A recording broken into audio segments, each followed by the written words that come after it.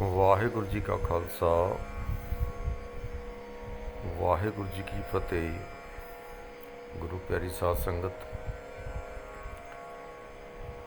ਅੱਜ ਆਪਾਂ ਸਾਰੇ ਰਲ ਕੇ ਭਾਈ ਗੁਰਦਾਸ ਜੀ ਦੀ 15ਵੀਂ ਵਾਰ ਕਬੀਰ ਅਤੇ ਰਾਮਾਨੰਦ ਸਰਲੇਖ ਦੇ ਹੇਠ ਜੋ ਵਾਰ ਹੈ ਉਹਦਾ ਵਿਚਾਰ ਕਰਾਂਗੇ। ਫਰਮਾਨ ਹੈ, ਹੋਏ ਬਰਖਤ ਬਨਾਰਸੀ ਰਹਿੰਦਾ ਰਾਮਾਨੰਦ ਗੁਸਾਈ। ਅੰਮ੍ਰਿਤ ਵੇਲੇ ਉੱਠ ਕੇ ਜਦ ਜਾਂਦਾ ਗੰਗਾ ਨਹਾਵਣ ਤਾਈਂ। ਅੱਗੋਂ ਹੀ ਦੇ ਜਾਏ ਕੇ ਲੰਮਾ ਪਿਆ ਕਬੀਰ ਤੇ ਥਾਈਂ। ਪੈਰੀਂ ਟੁੰਬ ਉਠਾਲਿਆ ਬੋਲੋ ਰਾਮ ਸਿੱਖ ਸਮਝਾਈ। ਜਿਉ ਲੋਹਾ ਪਾਰਸ ਛੂਹੇ ਚੰਦਨ ਵਾਸ ਨਿਮ ਮਹਿਕਾਈ। ਪਸ਼ੂ ਪਰੇਤੋਂ ਦੇਵ ਕਰ ਪੂਰੇ ਸਤਿਗੁਰ ਦੀ ਵਡਿਆਈ। ਅਚਰਜ ਨੂੰ ਅਚਰਜ ਮਿਲੇ ਬਿਸਮਾਦੇ ਬਿਸਮਾਦ ਮਿਲਾਈ। ਝਰਣਾ ਝਰਦਾ ਨਿਜ ਰਹੁ ਗੁਰਮੁਖ ਬਾਣੀ ਅਗੜ ਕਢਾਈ। ਰਾਮ ਕਬੀਰੈ ਭੇਤ ਨਾ ਪਾਈ। ਭਾਈ ਗੁਰਦਾਸ ਜੀ ਬਿਆਨ ਕਰਦੇ ਹਨ, ਹੋਏ ਬਰਖਤ ਬਨਾਰਸੀ ਰਹਿੰਦਾ ਰਾਮਾਨੰਦ ਗੁਸਾਈ। ਰਾਮਾਨੰਦ ਭਗਤ ਕਬੀਰ ਜੀ ਦੇ ਗੁਰੂ ਸਨ। ਹੋਰ ਵੀ ਇਹਨਾਂ ਦੇ ਸ਼ਿਸ਼ ਬਹੁਤ ਹੋਏ। ਰਾਜੇ ਮਹਾਰਾਜੇ ਤੱਕ ਇਹਨਾਂ ਦੇ ਚੇਲੇ ਹੋਏ ਸਵਾਮੀ ਰਾਮਾਨੰਦ ਜੀ ਦੇ। ਤਾਂ ਇਹ ਜਿਹੜੇ ਭਗਤ ਕਬੀਰ ਸਨ ਉਹਨਾਂ ਦੇ ਵਿੱਚੋਂ ਪ੍ਰਮੁੱਖ ਸਨ। ਅੰਮ੍ਰਿਤ ਵੇਲੇ ਉੱਠ ਕੇ ਜਾਂਦਾ ਗੰਗਾ ਨਹਾਵਣ ਤਾਈਂ। ਵਿਰਕਤ ਹੋ ਕੇ ਬਨਾਰਸ ਦੇ ਵਿੱਚ ਰਹਿੰਦਾ ਹੈ ਰਾਮਾਨੰਦ ਗੁਸਾਈ। ਅੰਮ੍ਰਿਤ ਵੇਲੇ ਉੱਠ ਕੇ ਜਾਂਦਾ ਗੰਗਾ ਨਹਾਵਣ ਤਾਈਂ। ਰੋਜ਼ ਹੀ ਉਹਨਾਂ ਦਾ ਇਹ ਵਰਤਾਰਾ ਹੈ ਕਿ ਅੰਮ੍ਰਿਤ ਵੇਲੇ ਤੜਕਸਾਰ ਉੱਠ ਕੇ ਗੰਗਾ ਵੱਲ ਜਾਂਦੇ ਹਨ ਇਸ਼ਨਾਨ ਕਰਨ ਲਈ। ਅੱਗੋਂ ਹੀ ਦੇ ਜਾਏ ਕੇ ਲੰਮਾ ਪਿਆ ਕਬੀਰ ਥਾਈਂ। ਭਗਤ ਕਬੀਰ ਜੀ ਨੂੰ ਕਿਸੇ ਨੇ ਸਲਾਹ ਦਿੱਤੀ ਸੀ ਕਿ ਜੇਕਰ ਰਾਮਾਨੰਦ ਜੀ ਨੂੰ ਮਿਲਣਾ ਹੈ, ਉਹਨਾਂ ਤੋਂ ਨਾਮ ਪ੍ਰਾਪਤ ਕਰਨਾ ਹੈ, ਉੱਦਾਂ ਤਾਂ ਤੈਨੂੰ ਉਹ ਨਾਮ ਨਹੀਂ ਦੇਣਗੇ। ਸਵੇਰੇ ਸਵੇਰੇ ਗੰਗਾ ਜਾਂਦੇ ਹਨ ਇਸ਼ਨਾਨ ਕਰਨ ਲਈ, ਤਾਂ ਪੌੜੀਆਂ ਦੇ ਵਿੱਚ ਜਾ ਕੇ ਲੰਮਾ ਪੈ ਜਾਵੀਂ। ਅਤੇ ਉਹ ਜਦੋਂ ਉਹਨਾਂ ਦਾ ਚਰਨ ਤੇਰੇ ਨਾਲ ਛੋਹ ਗਿਆ ਤਾਂ ਸਮਝ ਲਓ ਗੱਲ ਬਣ ਗਈ। ਜੋ ਕਹਿਣਗੇ ਉਹ ਸੁਣ ਲਵੀਂ। ਅੱਗੋਂ ਹੀ ਦੇ ਜਾਏ ਕੇ ਲੰਮਾ ਪਿਆ ਕਬੀਰ ਥਾਈਂ।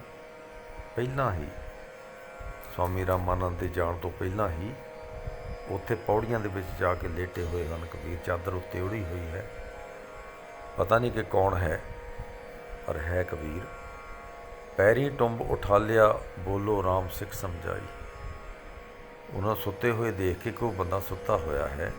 ਸਵਾਮੀ ਰਾਮਾਨੰਦ ਨੇ ਕੀ ਕੀਤਾ ਕਿ ਪੈਰ ਦੀ ਠੋਕਰ ਮਾਰੀ ਕਿ ਭਾਈ ਉੱਠ, ਤੂੰ ਸੁੱਤਾ ਕਿਉਂ ਪਿਆ ਹੈ? ਬੋਲੋ ਰਾਮ, ਰਾਮ ਰਾਮ ਕਹੋ। ਆਪਣੇ ਸਿੱਖ ਨੂੰ ਸਿਕਸ਼ਾ ਦੇ ਦਿੱਤੀ। ਬਸ ਫਿਰ ਕੀ ਗੱਲ ਸੀ, ਕਬੀਰ ਨੂੰ ਲਗਨ ਲੱਗ ਗਈ। ਜਿਉਂ ਲੋਹਾ ਪਾਰਸ ਛੂਹੇ, ਜਿਸ ਤਰ੍ਹਾਂ ਕਬੀਰ ਲੋਹਾ ਹੋਵੇ ਅਤੇ ਪਾਰਸ ਸਵਾਮੀ ਰਾਮਾਨੰਦ ਜੀ ਦੇ ਪੈਰ ਹੋਣ, ਅਤੇ ਉਹ ਪਾਰਸ ਨਾਲ ਲੋਹਾ ਛੋਹ ਕੇ ਸੋਨਾ ਬਣ ਜਾਂਦਾ ਹੈ, ਕੰਚਨ ਦਾ ਰੂਪ ਹੋ ਜਾਂਦਾ ਹੈ।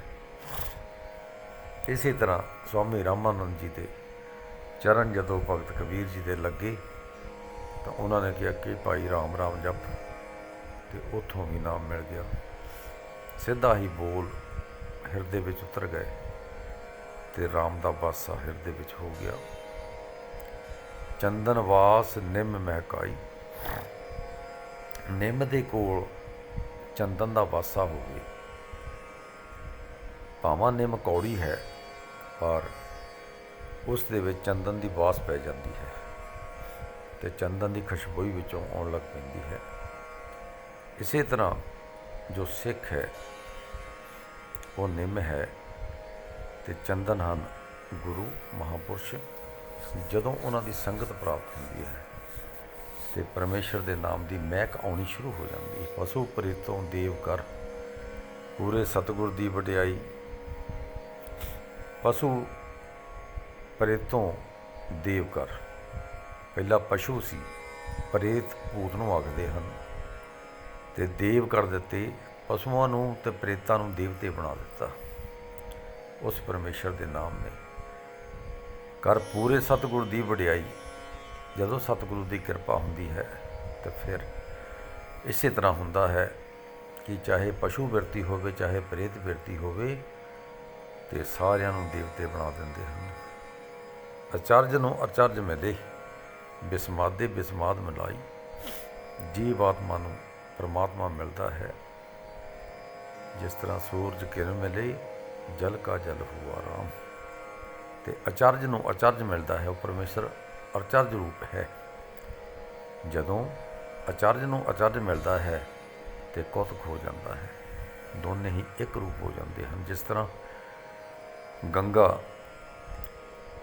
ਸਮੁੰਦਰ ਦੇ ਵਿੱਚ ਜਾ ਕੇ ਮਿਲਦੀ ਹੈ, ਜਦੋਂ ਸਮੁੰਦਰ ਦੇ ਵਿੱਚ ਜਾ ਕੇ ਮਿਲਦੀ ਹੈ ਤਾਂ ਸਮੁੰਦਰ ਦਾ ਰੂਪ ਹੋ ਜਾਂਦੀ ਹੈ। ਕੋਈ ਨਦੀ ਗੰਗਾ ਦੇ ਵਿੱਚ ਜਾ ਕੇ ਮਿਲਦੀ ਹੈ ਅਤੇ ਉਹ ਗੰਗਾ ਦਾ ਰੂਪ ਹੋ ਜਾਂਦੀ ਹੈ। ਇਸੇ ਤਰ੍ਹਾਂ ਅਚਰਜ ਨੂੰ ਅਚਰਜ ਮਿਲਦਾ ਹੈ ਅਤੇ ਬਿਸਮਾਦ ਹੋ ਜਾਂਦਾ ਹੈ, ਆਨੰਦ ਹੋ ਜਾਂਦਾ ਹੈ। ਬਿਸਮਾਦੇ ਬਿਸਮਾਦ ਮਿਲਾਈ, ਅਤੇ ਅਚਰਜ ਨੂੰ ਅਚਰਜ ਮਿਲਦਾ ਹੈ, ਬਿਸਮਾਦ ਨੂੰ ਬਿਸਮਾਦ ਮਿਲਦਾ ਹੈ, ਅਤੇ ਕੌਤਕ ਹੋ ਜਾਂਦਾ ਹੈ। ਝਰਨਾ ਝਰਦਾ ਨਿਜਰੋਂ ਗੁਰਮੁਖ ਬਾਣੀ ਅਗੜ ਕੜਾਈ। ਜਿਹੜਾ ਝਰਨਾ ਝਰਦਾ ਹੈ, ਭਾਵ ਵਿੱਚੋਂ ਸ਼ੁੱਧ ਜਲ ਨਿਕਲਦਾ ਹੈ, ਝਰਨਾ ਉੱਤੋਂ ਪਹਾੜ ਤੋਂ ਡਿੱਗਦਾ ਹੈ ਤਾਂ ਕਿਤੇ ਕਿਆ ਕੌਤਕ ਬਣ ਜਾਂਦਾ ਹੈ। ਗੁਰਮੁਖ ਬਾਣੀ ਅਗੜ ਕੜਾਈ।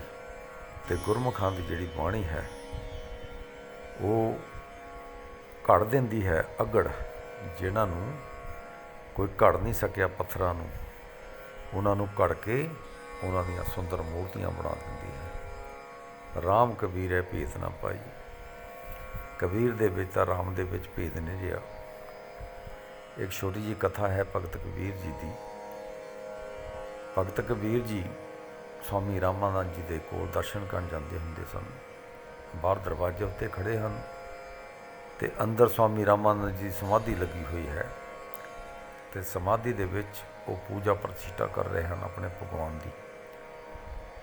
ਭਗਵਾਨ ਨੂੰ ਮਨ ਕਰਕੇ ਹੀ ਉਹਨਾਂ ਨੇ ਚਰਨਾਂ ਨੂੰ ਸਪਰਸ਼ ਕੀਤਾ, ਚਰਨਾਂ ਦਾ ਇਸ਼ਨਾਨ ਕਰਾਇਆ, ਮਨ ਕਰਕੇ ਹੀ ਵਸਤਰ ਪਹਿਨਾਏ, ਮਨ ਕਰਕੇ ਹੀ ਤਿਲਕ ਲਗਾਇਆ, ਅਤੇ ਮਨ ਕਰਕੇ ਹੀ ਮੁਕਟ ਸਜਾਇਆ, ਅਤੇ ਮਨ ਕਰਕੇ ਹੀ ਹਾਰ ਪਾਉਂਦੇ ਹਨ ਗਲ ਦੇ ਵਿੱਚ ਫੁੱਲਾਂ ਦਾ, ਫੁੱਲਾਂ ਦੀ ਮਾਲਾ ਪਾਉਂਦੇ ਹਨ। ਅਤੇ ਉਹ ਫੁੱਲਾਂ ਦੀ ਮਾਲਾ ਪੈਂਦੀ ਨਹੀਂ ਹੈ, ਛੋਟੀ ਹੈ, ਅਤੇ ਜਦੋਂ ਛੋਟੀ ਹੈ ਪੈਂਦੀ ਨਹੀਂ ਹੈ, ਸਵਾਮੀ ਰਾਮਾਨੰਦ ਜੀ ਕੋਸ਼ਿਸ਼ ਕਰ ਰਹੇ ਹਨ ਪਾਉਣ ਦੀ, ਪੈਂਦੀ ਨਹੀਂ ਹੈ, ਛੋਟੀ ਹੈ। ਅਤੇ ਸਵਾਮੀ ਰਾਮਾਨੰਦ ਜੀ ਅੰਦਰ ਇਹ ਮਨ ਕਰਕੇ ਸੰਕਲਪ ਨਾਲ ਪੂਜਾ ਕਰ ਰਹੇ ਹਨ, ਅਤੇ ਰਾਮ ਕਬੀਰ ਜਿਹੜੇ ਹਨ ਬਾਹਰ ਖੜ੍ਹੇ ਹਨ। ਅਤੇ ਜਦੋਂ ਯਤਨ ਕਰਨ 'ਤੇ ਵੀ ਨਾ ਮਾਲਾ ਪਈ ਮਨ ਕਰਕੇ, ਅਤੇ ਕਬੀਰ ਜੀ ਆਖਦੇ ਹਨ ਕਿ ਸਵਾਮੀ ਜੀ ਮਾਲਾ ਨਹੀਂ ਪੈਂਦੀ, ਅਤੇ ਇਸ ਨੂੰ ਜੋ ਗੰਢ ਦਿੱਤੀ ਹੋਈ ਹੈ ਗੰਢ ਨੂੰ ਖੋਲ੍ਹ ਲਵੋ, ਅਤੇ ਮਾਲਾ ਪਾ ਕੇ ਅਤੇ ਗੰਢ ਫਿਰ ਦੇ ਦੇਵੋ। ਇਹ ਗੱਲ ਜਦੋਂ ਸੁਣੀ ਭਗਤ ਕਬੀਰ ਜੀ ਦੀ ਸੁਰਤੀ ਦੇ ਵਿੱਚ ਸੁਣੀ, ਸੁਰਤੀ ਦੇ ਵਿੱਚ ਬੈਠ ਕੇ ਕਬੀਰ ਨੇ ਗੱਲ ਕੀਤੀ। 10ਵੇਂ ਦੁਆਰ ਦੇ ਵਿੱਚ ਸਵਾਮੀ ਰਾਮਾਨੰਦ ਟਿਕੇ ਹੋਏ ਹਨ। ਉਹਨਾਂ ਨੇ ਅਚਰਜ ਦੇਖਿਆ ਵੀ ਕੌਣ ਬੋਲ ਰਿਹਾ ਹੈ। ਜਦੋਂ ਅੱਖਾਂ ਖੋਲ੍ਹ ਕੇ ਦੇਖਿਆ ਤਾਂ ਭਗਤ ਕਬੀਰ ਬਾਹਰ ਖੜ੍ਹੇ, ਅਤੇ ਕਬੀਰ ਨੂੰ ਕੋਲ ਬੁਲਾ ਲਿਆ ਅਤੇ ਗਲਵਕੜੀ ਵਿੱਚ ਲੈ ਲਿਆ, ਅਤੇ ਆਖਦੇ ਹਨ ਕਬੀਰ ਤੂੰ ਤਾਂ ਮੇਰੇ ਤੋਂ ਵੀ ਉੱਤੋਂ ਦੀ ਹੋ ਗਿਆ, ਮੇਰੀ ਗੱਲ ਜਾਣ ਲਈ ਤੂੰ।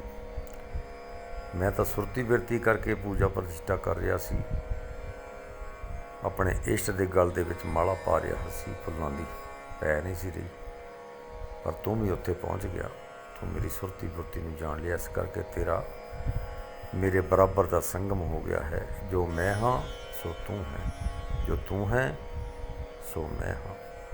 ਇਸ ਕਰਕੇ ਪਿਆਰੀ ਸਾਧ ਸੰਗਤ, ਇਹ ਪਰਮੇਸ਼ਰ ਦੀ ਵਡਿਆਈ ਹੈ। ਰਾਮ ਕਬੀਰ ਹੈ ਭੇਦ ਨਾ ਪਾਈ। ਕਬੀਰ ਦੇ ਵਿੱਚ ਤਾਂ ਰਾਮ ਦੇ ਵਿੱਚ ਹੋਣਾ ਭੇਦ ਨਹੀਂ ਰਿਹਾ, ਇੱਕੋ ਬਣ ਗਏ ਹਨ। ਅਬ ਤੋਂ ਜਾਏ ਚੜੇ ਸੰਘਾਸਣ, मिले हैं सारंग पाणी, राम कबीरा एक पयो है, कोई ना सके पछाणी। वाहिगुरू जी का खालसा, वाहिगुरू जी की फतेह।